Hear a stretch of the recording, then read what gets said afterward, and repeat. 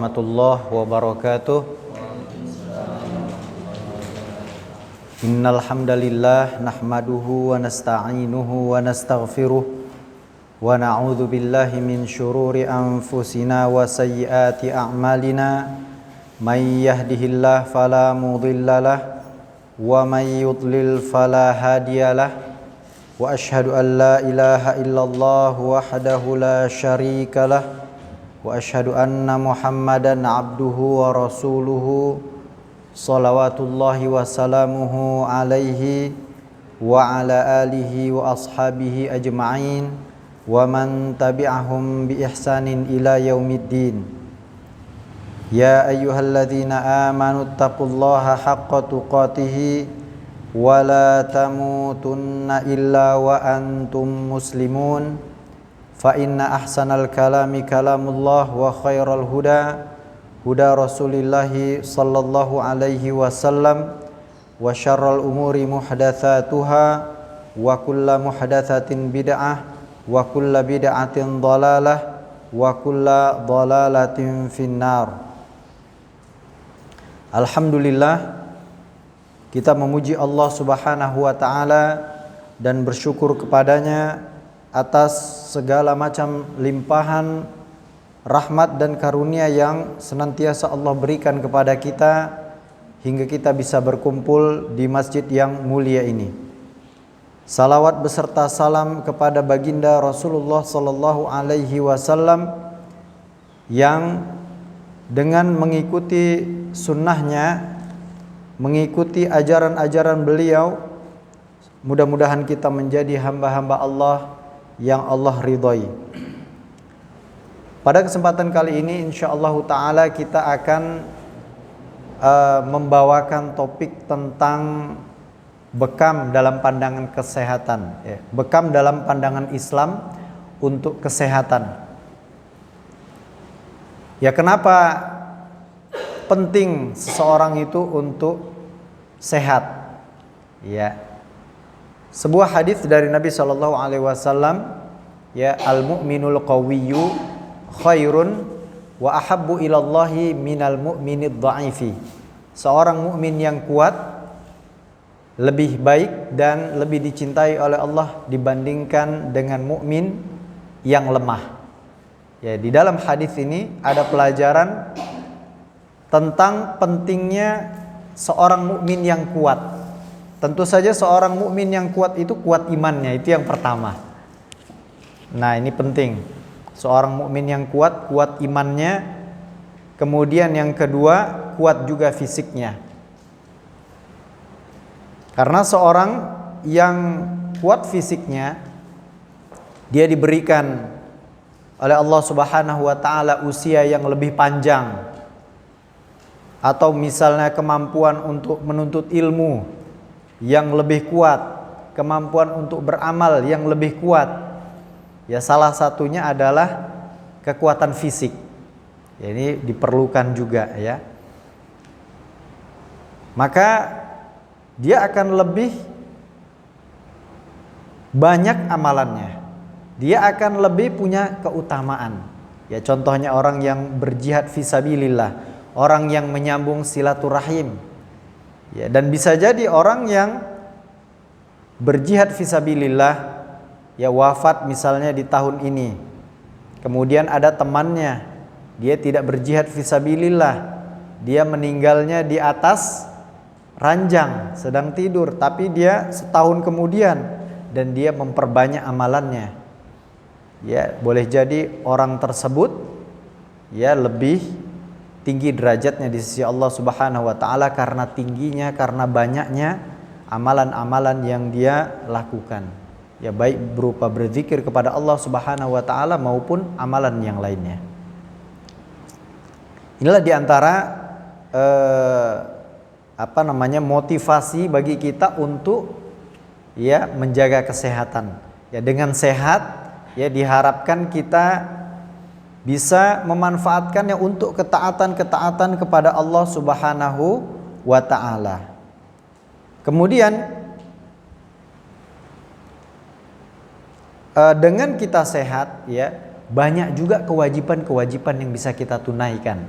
kewajiban kepada keluarga, memberikan nafkah, ya, kemudian berbakti kepada kedua orang tua, ya, maka dengan kita sehat, ya, insyaallah taala kita bisa banyak melakukan, ya, fadilah-fadilah, amalan-amalan yang utama di sisi Allah Subhanahu wa taala. Ya, kemudian, ya, ada juga sebuah hadis dari Nabi sallallahu alaihi wasallam, siapa yang dia dapati, ya, di pagi harinya dalam keadaan sehat, kemudian keluarganya dalam keadaan aman, ya, kemudian ada makanan ketika itu, maka seolah-olah dia telah mendapatkan dunia, ya.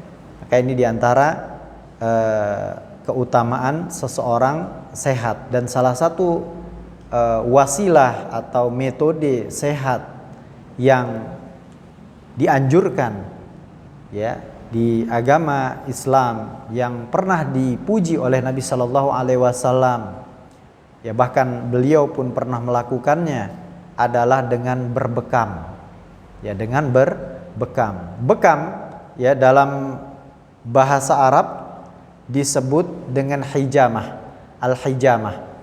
Ya, makna secara bahasa hijamah itu artinya masso.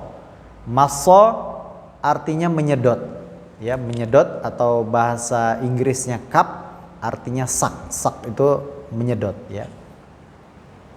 Ini makna secara bahasa. Adapun secara istilah, ya, hijamah ada makna yang umum, yaitu meletakkan, ya, sebuah kop atau sebuah alat yang berbentuk kubah, ya, pada titik-titik lokasi tertentu di kulit seseorang, dan menjadikannya, membuatnya tekanan di dalamnya lebih rendah daripada tekanan yang di luar, baik itu dengan cara memanaskan maupun dengan cara memompa, memvakumkannya.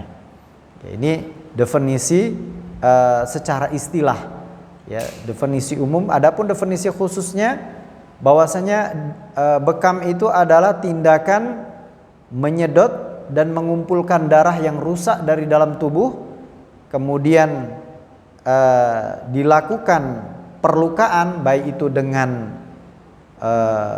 jarum ataukah dengan pisau yang sangat halus, ya, kemudian dilakukan pengekopan sekali lagi sehingga keluarlah, ya, darah kotor dari dalam tubuh kita. Keluarlah darah tersebut dari dalam tubuh kita.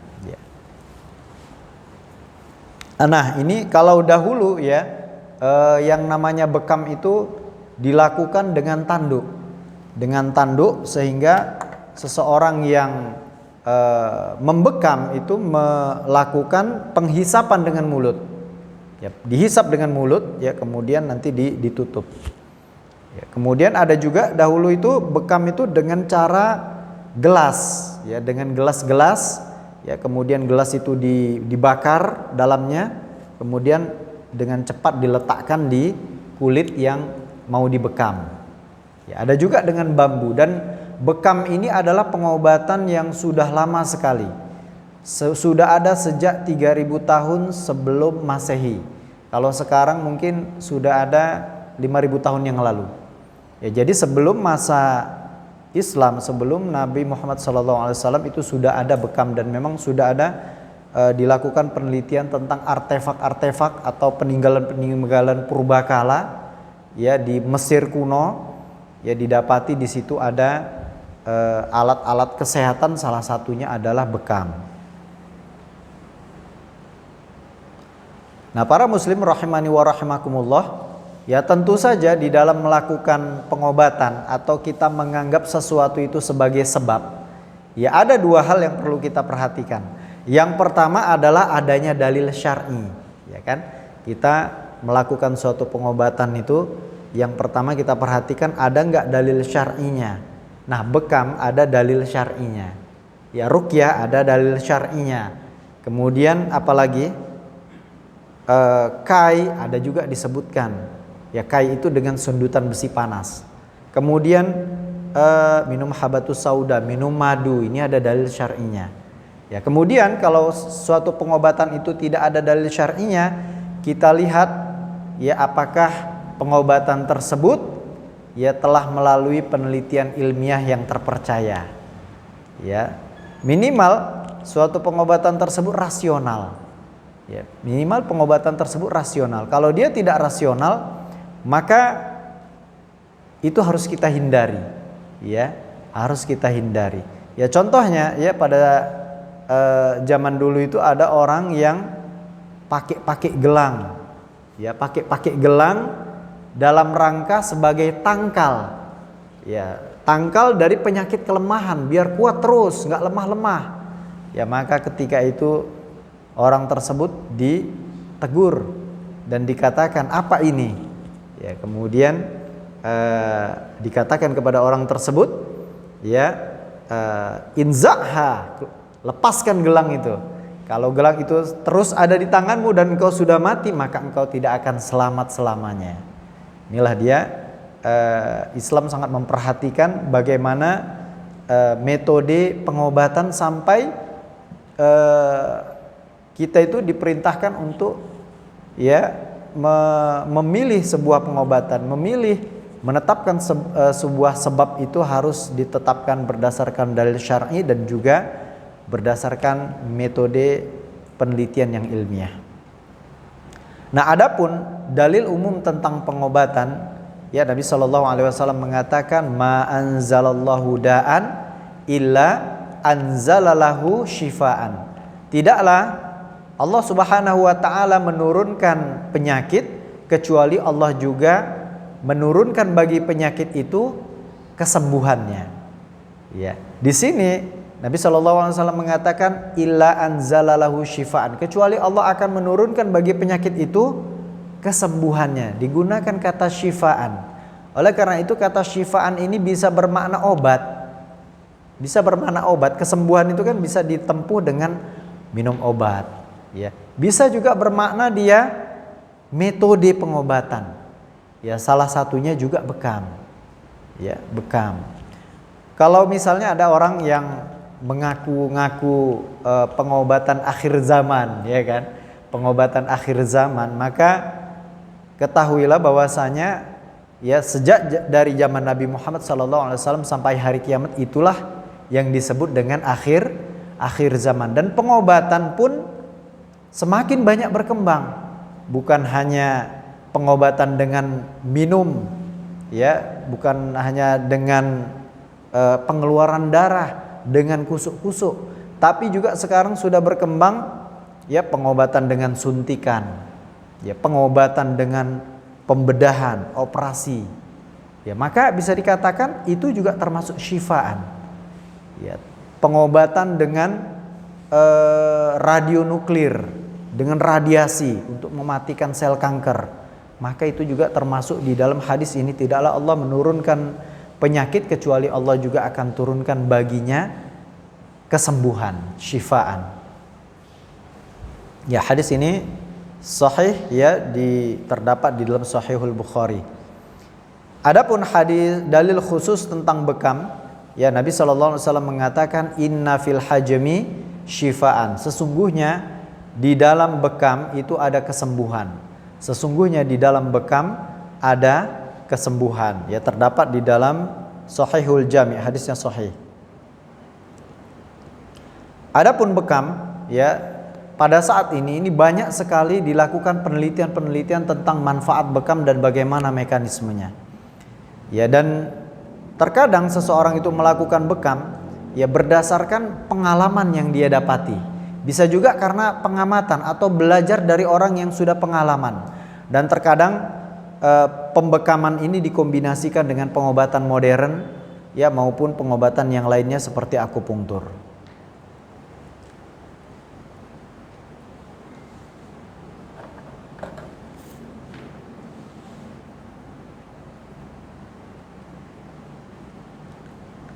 Nah, para hamba Allah rahimani wa rahimakumullah, sebuah hadis dari Ibnu Abbas radhiyallahu anhuma, beliau mengatakan asy-syifa'u fi thalathah. Ya, Ibnu Abbas mengatakan ya salah seorang sahabat Nabi Shallallahu Alaihi Wasallam sekaligus ia sepupu beliau Ibnu Abbas, Abdullah Ibnu Abbas radhiyallahu anhuma. Ya, beliau mengatakan asy-syifa'u fi thalathah. Kesembuhan itu ada di dalam 3 hal. Pertama, syarbati asal, meminum madu. Ya, ini kata beliau ya. Dan hadis ini dihukumi marfu' sampai kepada Nabi Muhammad sallallahu alaihi wasallam.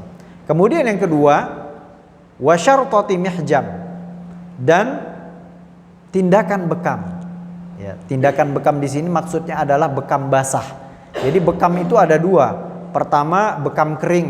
Ya, bekam kering jadi dilakukan kalau sekarang udah ada ya alatnya, udah lebih canggih, sudah ada sedotan. Ya, misalnya dilakukan di punggung ya. Di punggung dilakukan bekam seperti ini ya, jadi hanya dilakukan bekam kering, dan ini juga bermanfaat ya. Dan dalam hadis ini disebutkan syartati mihjam ya, artinya bekam yang mengeluarkan darah ya, bekam yang mengeluarkan darah. Kemudian yang ketiga, wakayyati narin, dan pengobatan dengan kai api. Kai api itu adalah pengobatan dengan besi yang dipanaskan kemudian diletakkan di bagian yang sakit. Ya, tergantung jenis penyakitnya, dan ini dilakukan oleh orang yang ahli. Ya, ada sebuah hadis dari Nabi Shallallahu Alaihi Wasallam yang menjelaskan tentang 70.000 orang yang masuk surga tanpa hisab dan juga tanpa azab. Ya, masuk surga tanpa hisab dan tanpa azab. Jadi memang orang masuk surga itu ada berbagai macam. Ada yang pertama masuk surga tanpa hisab dan tanpa azab. Yang kedua masuk surganya dengan hisab yang ringan. Kemudian yang ketiga masuk surga dengan azab. Nah, inilah 3 jenis ya. Masuk surga dengan azab, baik itu azabnya ketika di padang mahsyar, atau mungkin di titian sirat, atau masuk ke dalam neraka ya. Baru yang keempat ini yang enggak masuk surga sama sekali ya. Dia kekal dalam neraka. Jadi ada 3 jenis orang masuk surga. Yang pertama inilah yang paling utama, masuk surga tanpa hisab dan tanpa azab. Disebutkan di hadis tersebut bahwasanya ciri-ciri orang yang masuk surga tanpa hisab dan tanpa azab, ya humul ladzina la yastarqun, mereka tidak meminta ruqyah, wala yaktawun, tidak melakukan pengobatan kai. Yang ketiga wala yatatayyarun, tidak bertatoyur, tidak beranggapan sial. Misalnya mau berangkat ke suatu tempat, nengok dulu ini burung terbangnya kanan atau kiri. Kalau kanan aku berangkat, kalau kiri nggak jadi, nanti sial. Ya, inilah yang disebut dengan tatoyur. Ya, mau apa-apa tatoyur dulu. Maka ini tidak sempurna ya tauhidnya kepada Allah Subhanahu wa taala. Kemudian Nabi mengatakan menyempurnakan dari 3 ciri ini, wa ala rabbihim yatawakkalun, dan kepada Rabb mereka bertawakal. Ya, dan di antara para ulama menjelaskan bahwasanya kenapa tidak minta ruqyah, kenapa tidak melakukan pengobatan kai? Ya, karena mereka hendak menyempurnakan tawakalnya kepada Allah Subhanahu wa taala, gitu ya. Meskipun ya di antara ulama mengatakan bahwasanya meminta ruqyah itu diperbolehkan atau minimal hukumnya makruh gitu ya, makruh. Ya, sebaiknya kalau memang bisa meruqyah diri sendiri, ruqyah diri sendiri itu lebih baik, lebih afdol. Ya, demikian pula pengobatan kai. Tapi kalau memang diperlukan pengobatan kai, ya pengobatan kai itu memang diperlukan. Contohnya memang untuk mematikan sel kanker misalnya ya, atau mematikan tumor, atau misalnya kalau yang sederhana suatu penyakit yang ada virusnya, yang ada kumannya, yang kalau dia mungkin dibelah, maka mungkin akan tertinggal nanti kumannya di situ. Bisa jadi nanti akan tumbuh lagi. Ya, contohnya penyakit kutil. Ya, penyakit kutil ini kan disebabkan oleh virus ini salah satunya kan. Jadi dia ketika nanti dibuang dengan pembedahan, ya bisa jadi ada kemungkinan nanti akan timbul lagi. Jadi pengobatan yang lebih ringan, apalagi sekarang sudah ditemukan teknik-teknik bius, ya kan, maka dilakukan pengobatan kai di situ, dan itu sangat manjur. Ya, wallahu taala alam. Ya. Jadi tiga hal yang ada kesembuhan kata Ibnu Abbas. Yang pertama minum madu, yang kedua bekam, yang ketiga kai.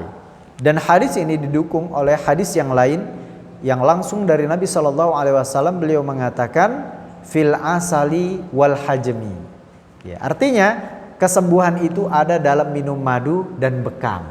Ya, inilah dia yang disebutkan oleh Nabi Shallallahu Alaihi Wasallam dan disebutkan dikeluarkan di dalam Sahihul Bukhari nomor hadis 5680 dan dihukumi sahih. Kemudian di antara pujian Nabi Shallallahu Alaihi Wasallam terhadap pengobatan bekam, Nabi mengatakan, "Inkana fi syai'in min adwiyatikum khairun, fa fi hadhihi thalathah." Jika di sana ada pengobatan yang terbaik yang kalian miliki, maka hal itu ada di dalam tiga hal. Pengobatan terbaik itu ada dalam tiga hal. Yang pertama adalah syarbatu asal, minum madu kata Nabi. Artinya minum madu ini termasuk salah satu pengobatan yang terbaik. Yang kedua, wasyaratatu mihjam, ya, melakukan bekam basah. Kemudian yang ketiga, wakayatun binarin, ya, melakukan pengobatan kai. Ini menunjukkan ya bolehnya melakukan pengobatan kai. Ya, walaupun di hadis yang lain Nabi mengatakan wa ma uhibbu an aktawiya atau anha ummati anil kai. Aku tidak suka melakukan kai atau aku melarang umatku dari pengobatan kai. Ya, di antara ilatnya kenapa Nabi tidak suka atau Nabi melarang, ya, tidak menganjurkan umatnya untuk pengobatan kai, karena mungkin zaman dulu itu tidak ada teknik pembiusan gitu ya, karena disundut dengan besi panas itu kan sakit gitu ya, menyakitkan. Wallahu ta'ala alam.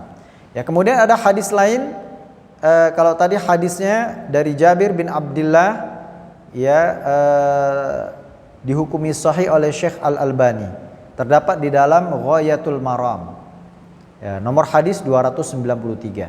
Kemudian hadis dari Jabir bin Abdullah terdapat di dalam Sahih Al-Bukhari nomor 5683 dan dihukumi dengan hadis yang sahih. Ya, Nabi sallallahu alaihi wasallam mengatakan, "In kana fi syai'in min adwiyatikum aw yakunu fi syai'in min adwiyatikum khairun fa fi syartati mihjamin aw syarbati asalin aw lad'atin binarin tuwafiqud da'a wa ma uhibbu an aktawiya." Jika di sana ada yang terbaik dari pengobatan kalian, maka hal itu ada pada bekam basah atau minum madu atau disundut dengan besi panas yang dia sesuai dengan penyakitnya, artinya sesuai dengan indikasinya, dan aku tidak suka untuk dilakukan kai. Nah, inilah dia. Jadi yang namanya sebab-sebab kesembuhan itu banyak ya. Bisa minum madu, bisa olahraga, bisa macam-macam ya. Bisa minum herbal, bisa minum air putih aja pun bisa ya kan. Baca doa pun bisa juga. Nah, salah satu yang disebutkan oleh Nabi adalah dengan melakukan bekam. Nah, di antara keutamaan-keutamaan bekam ya yang disebutkan oleh Nabi Shallallahu Alaihi Wasallam, Nabi menyebutkan bahwasanya bekam itu adalah pengobatan yang paling afdol. Nabi mengatakan, inna afdhala ma tadawaitum bihi al-hijamah. Sesungguhnya pengobatan yang paling utama yang kalian lakukan adalah hijamah. Ya, kemudian ada disebut dengan kata amsal. Pengobatan yang paling ideal yang kalian lakukan adalah bekam. Ya, kemudian khairud dawai al-hijamah. Sebaik-baik obat atau pengobatan adalah al-hijamah. Ini diantara pujian-pujian Nabi Sallallahu Alaihi Wasallam terhadap pengobatan bekam. Ya, kemudian inna fil hajami syifaan, sesungguhnya di dalam bekam ada kesembuhan. Ya, kemudian al-hajamu khairu dawain yatadawa bihin nas. Ya, bekam adalah sebaik-baik pengobatan yang dilakukan oleh manusia. Ya, akhbaroni Jibril annal hajama anfa'u ma tadawaitum. Ya, Jibril memberitahukan kepadaku bahwasanya bekam adalah yang metode pengobatan yang paling bermanfaat. Ya, kemudian disebutkan fiha syifaun wa barakatun wa tazidu fil hifzi wa fil aqli. Ya, di dalam bekam ada kesembuhan dan keberkahan, ada kebaikan yang banyak. Wa tazidu fil hifzi, bisa meningkatkan hafalan, wa fil aqli, dan juga ya kemampuan berpikir. Ini diantara dalil secara syar'i. Ya, dalil secara penelitian bagaimana? Ternyata bekam bisa menurunkan kadar logam berat dari dalam tubuh. Ya, ini penelitian dari Nigeria dan dari negara lain juga ada ya. Saya lupa dari negara mana. Ya, diteliti bahwasanya ya membandingkan antara logam berat yang didapati dari kulit dengan pembekaman dan dari pembuluh darah langsung diambil. Pembuluh darah yang agak besar, vena. Ya, ternyata kadar logam berat yang ada di dalam kulit, dari kulit yang diambil dari pembekaman, itu 2 kali sampai 9 kali lipat lebih banyak dari dalam pembuluh darah. Ini maknanya apa? Ya, banyak sekali logam-logam berat ya, apabila seseorang melakukan bekam bisa efektif sekali mengeluarkan logam berat dari dalam tubuh. Apa efeknya logam berat terhadap otak kita, terhadap saraf kita? Otak kita ini kan saraf, sel-sel saraf semuanya kan. Nah, apabila logam berat sudah lengket di sel saraf, maka dia akan berikatan dengan kuat dan bisa menyebabkan gangguan-gangguan persarafan. Ibarat listrik, ya sinyalnya itu nggak kuat, dia nggak cerces nggak gitu ya. Ada hambatan-hambatan.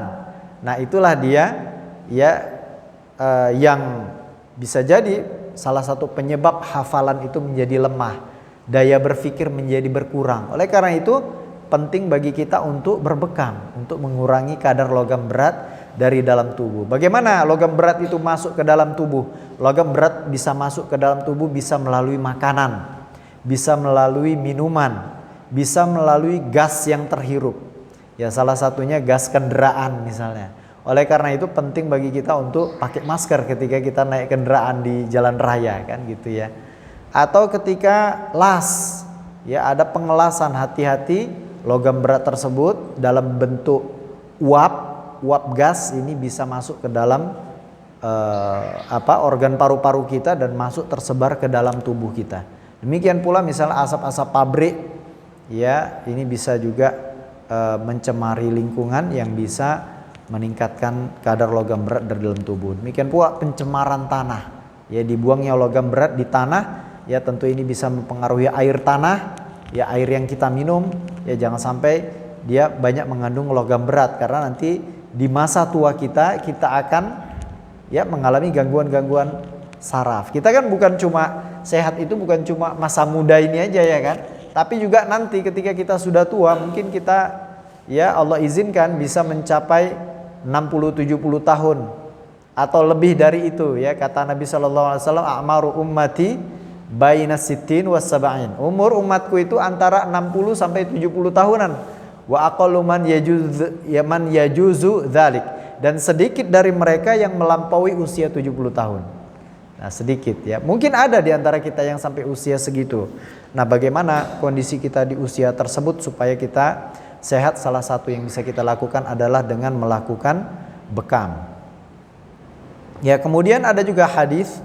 Ya, hadis ini ada dari satu sisi lemah, ada dari satu sisi kuat. Ya, disebutkan oleh Nabi SAW, "Ma marartu lailata usriya bi mala'in minal malaika illa kulluhum yaqulu li alaika ya Muhammadu bil hijamah." Ya, tidaklah aku melakukan perjalanan di malam hari ketika aku diisrokan ya dengan malaikat dari para malaikat, kecuali semuanya mereka mengatakan kepadaku, wahai Muhammad, hendaklah engkau berbekam. Ya, kemudian memang ada yang mengatakan hadis ini lemah. Ya, mungkin dari satu jalur lain ada yang mengatakan hadis ini sahih. Dan hadis ini ya di sini disebutkan ya sebagai hadis yang sahih, minimal dia hasan. Ya, dan hadis-hadis yang lain disebutkan karena sallallahu alaihi wasallam yahtajimu. Beliau Nabi sallallahu alaihi wasallam pernah berbekam. Ya, kemudian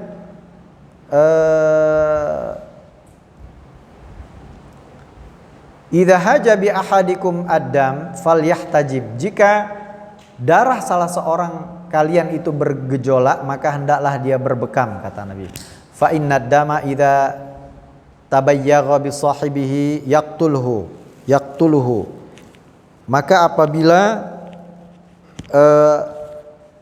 apabila darah salah seorang itu bergejolak, maka dia akan bisa membunuhnya. Artinya darah itu, tekanan darah sangat tinggi, maka ini bisa berbahaya. Dan sekarang ya apa yang dikatakan oleh Nabi sallallahu alaihi wasallam ini terbukti ya. Apabila tekanan darah itu sangat tinggi itu di atas 180, di atas 200, ya bahkan ada yang lebih lagi dari itu, di atas 230 ya kan. Ini bisa menimbulkan ketidaktahanan tekanan darah di dalam otak. Ya, bisa pecah pembuluh darah otaknya. Ya, kalau sudah pecah pembuluh darah otak, maka seseorang tidak sadar. Ya, kalau tidak cepat tertangani, maka darah itu akan semakin mengumpul di kepala. Sementara kepala orang dewasa itu kan tengkoraknya udah keras dia. Kalau anak-anak mungkin ada darah ngumpul bisa gini Mas Ian kan? Tengkoraknya masih bisa gini, masih bisa tuh. Sementara orang dewasa udah keras dia, udah rigid dia kan. Nah, dan darah itu akan semakin menumpuk, semakin menekan otak ke arah bawah. Sementara tempat keluar itu cuma satu, sehingga semua sistem itu akan terganggu. Sistem pernapasan terganggu, jantung terganggu, penglihatan, penginderaan, semua kesadaran juga terganggu, sehingga seseorang itu bisa wafat ya 1 kali 24 jam, 2 kali 24 jam, 3 kali 24 jam akibat pecahnya pembuluh darah yang ada di dalam otak. Dan bekam merupakan salah satu solusi dari pengobatan hipertensi yang sangat parah ya, sehingga dengan bekam ya ada penelitian bahwasanya bekam itu bisa menurunkan atau menetralisir tekanan darah ya. Kita pernah dapati ya salah seorang pensiunan TNI Angkatan Udara dulu ya, beliau itu hipertensi ya sampai matanya buta gitu. Udah gitu ditambah lagi susah tidur. Udah tua beliau kan. Jadi ketika itu kita sarankan untuk berbekam, kemudian memperbaiki pola tidur ya, diberikan herbal yang bagus untuk tidur lah, supaya tidurnya enak ya.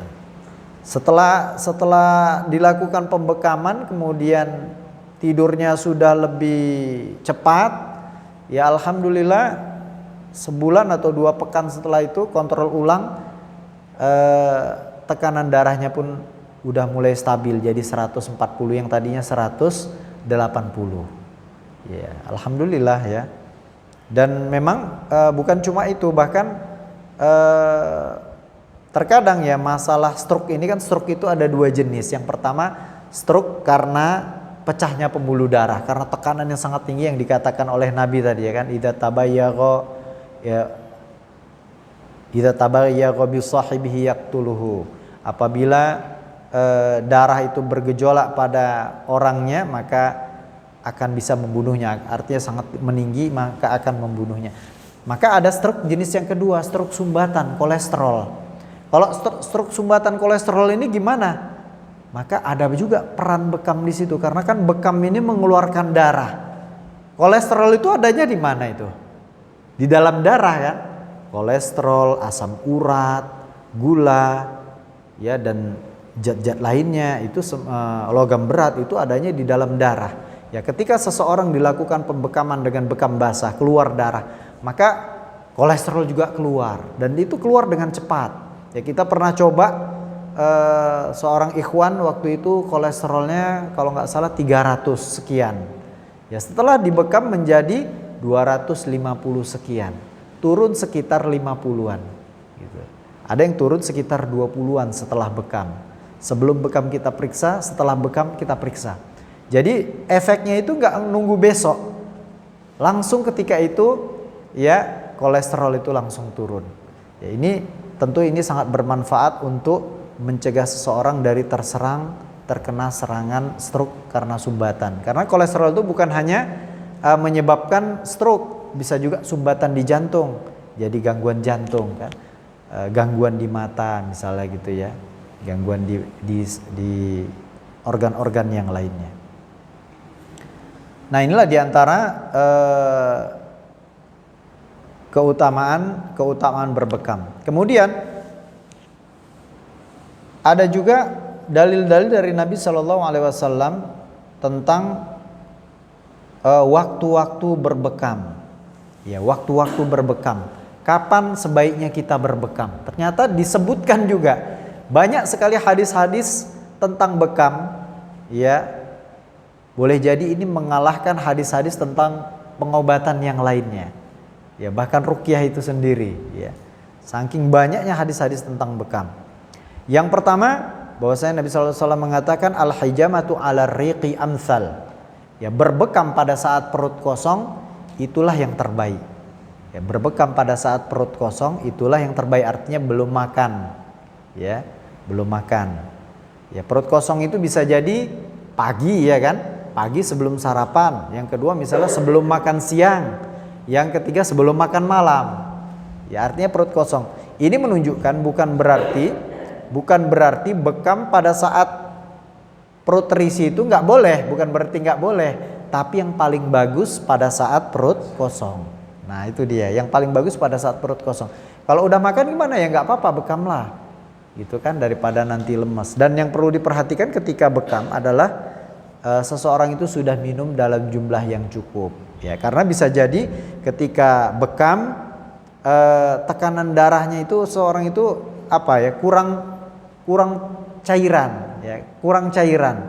Ya, apabila seseorang kurang cairan dan dia berbekam, ya bisa jadi nanti pembuluh darahnya melebar dan dia pingsan. Nah, bisa pingsan dia, bisa ya tertidur atau bisa gimana gitu ya. Oleh karena itu cukupi dulu asupan cairan, minum dulu yang cukup sebelum seseorang berbekam.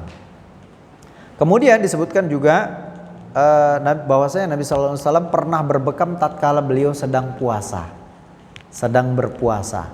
Ya, sementara hadis ini bertolak belakang dengan batalnya puasa orang yang berbekam dan membekam. Nah, ada hadis batalnya puasa orang yang berbekam dan membekam.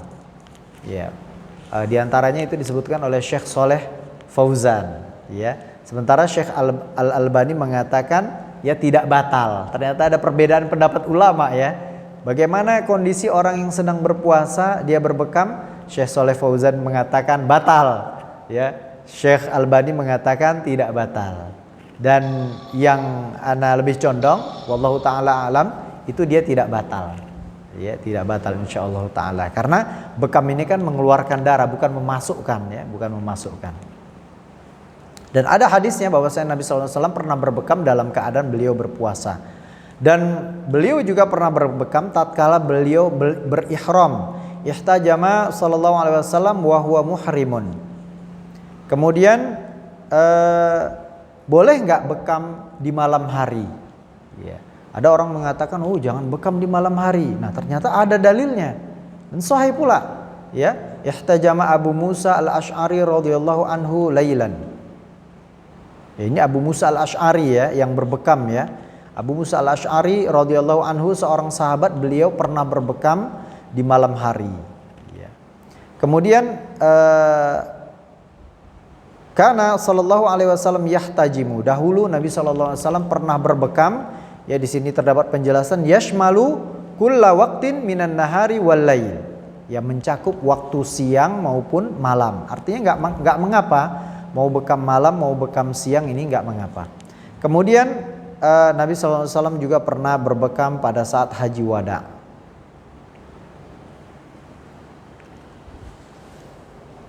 Kemudian kalau tadi waktu dalam satu hari, sekarang waktu dalam satu bulan. Ternyata ada dalil yang menyebutkan ya berbekam dalam satu bulan itu kapan?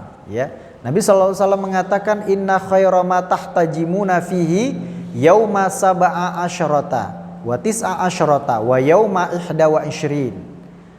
Sesungguhnya sebaik-baik bekam yang kalian lakukan padanya adalah pada tanggal 17, 19 dan 21 dari bulan-bulan Hijriah ya, dari bulan Safar, Rabiul Awal, gitu ya, Muharram, Safar, Rabiul Awal, Rabiul Akhir. Nah, dari bulan-bulan Hijriahnya 17, 19, 21 ya. Bisa jadi kita berbekam di tanggal 17 atau tanggal 19 atau 21, atau mungkin setelah tanggal 17 bekam, perlu bekam lagi tanggal 19, silahkan aja, nggak apa-apa. Atau di tiga waktu ini bekam, gitu. Memang ada keperluan, mungkin dulu lagi buru-buru, titiknya lagi sedikit ya kan, keluar darahnya sedikit, ini perlu lagi bekam, misalnya dipertimbangkan seperti itu, bekam lagi nggak apa-apa ya, karena ini disebutkan itu adalah waktu yang terbaik. Bukan berarti bekam di selain waktu itu tidak bagus ya, bagus juga insya Allah, tapi yang terbaik di tanggal 17, 19 dan 21 dari bulan Hijriahnya. Ya, di dalam lafaz yang lain disebutkan dengan kata au atau. Ya, kalau tadi kata dan, ada kata atau. Ya, dan juga Nabi sallallahu alaihi wasallam pernah mengatakan man aradal hijamata, siapa yang ingin berbekam falyataharra sab'ata asyar, maka hendaklah dia memilih tanggal 17 wa tis'ata asyar dan tanggal 19 wa ihda wa ishrin dan tanggal 21 dari bulan Hijriahnya. Ya, kemudian di antara dalil-dalil tentang berbekam ya adalah ya mungkin kita sebutkan tentang lokasi-lokasi di mana seseorang itu berbekam yang pernah dilakukan oleh Nabi sallallahu alaihi wasallam, atau lokasi yang lainnya yang mungkin Nabi juga tidak lakukan tapi itu bisa kita lakukan. Yang pertama adalah ya, karena sallallahu alaihi wasallam idza ishtaka ahada ra'sihi, dahulu Nabi sallallahu alaihi wasallam idza ishtaka ahadu ra'sihi qala, apabila ada orang yang mengeluhkan sakit kepalanya, idza ishtaka ahadun ra'sahu ya, qala, beliau mengatakan idhab fahtajim ya, beliau katakan pergilah engkau berbekam sana ya. Wa idza ishtaka rijlahu qala idhab fakhsibha bil hina ya, pergilah engkau ya lumuri kakimu itu dengan hina ya, dengan henna. Henna itu daun pacar ya, daun pacar yang ada khasiatnya ya. Kemudian ada juga dalil yang menyatakan Nabi pernah berbekam dikarenakan sakit kepala yang beliau rasakan. Dan beliau pernah berbekam di kepala yang disebut dengan nama Ummu Mughith, di daerah Akhda'ain, di daerah kahil dan juga daerah kaki dan lain sebagainya.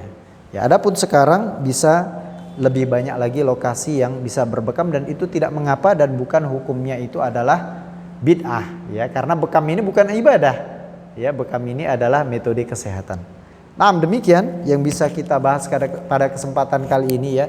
Semoga bermanfaat bagi kita semua. Ya, mohon maaf atas segala kekurangan. Subhanakallahumma wa bihamdika asyhadu an la ilaha illa anta astaghfiruka wa atubu ilaika. Wassalamualaikum warahmatullahi wabarakatuh. Ya. Benar jika orang darah rendah Gimana darah rendah? dan satu lagi yang tadi sakit gula basah, apa benar penyakit yang kena gula basah sama darah rendah berbekam? Ya. Darah rendah itu ada dua. Yang pertama, dia perasaannya darah rendah padahal dia pening kepalanya. Itu sebenarnya bagus untuk dibekam. Yang kedua memang benar-benar darah rendah. Ya, gimana caranya supaya bisa bekam? Minum dulu yang banyak. 3 gelas, 4 gelas, nanti tekanan darahnya akan naik 10. 5, 10 biasanya gitu. Berarti boleh? Boleh lah, tapi minum dulu. Atau infus dulu, sambil diinfus sambil bekam kan nggak apa-apa. Gitu ya kan. Kalau minum air kelapa dulu baru bekam? Boleh lah, lebih bagus. Ya, kemudian sakit gula basah, ya bolehkah dia berbekam? Pada prinsipnya boleh, cuma perhatikanlah tempat bekam yang steril, yang bagus. Ya, jangan sampai nanti setelah selesai bekam, karena kan dia menimbulkan luka kan, lukanya itu nggak terawat dengan baik. Ya, karena mungkin tindakannya tidak steril. Oleh karena itu pentingnya kesterilan dari pengobatan bekam. Maka kita pilih tempat-tempat yang baik, yang layak untuk bekam. Sekarang sudah ada yang namanya pelatihan bekam yang tersertifikasi Ya bahkan sudah ada rumah sakit yang ada layanan bekamnya, ya kan, di Medan ini ya kan. Salah satunya di Petisah itu ya kan, rumah sakit Mitra Medika yang baru itu.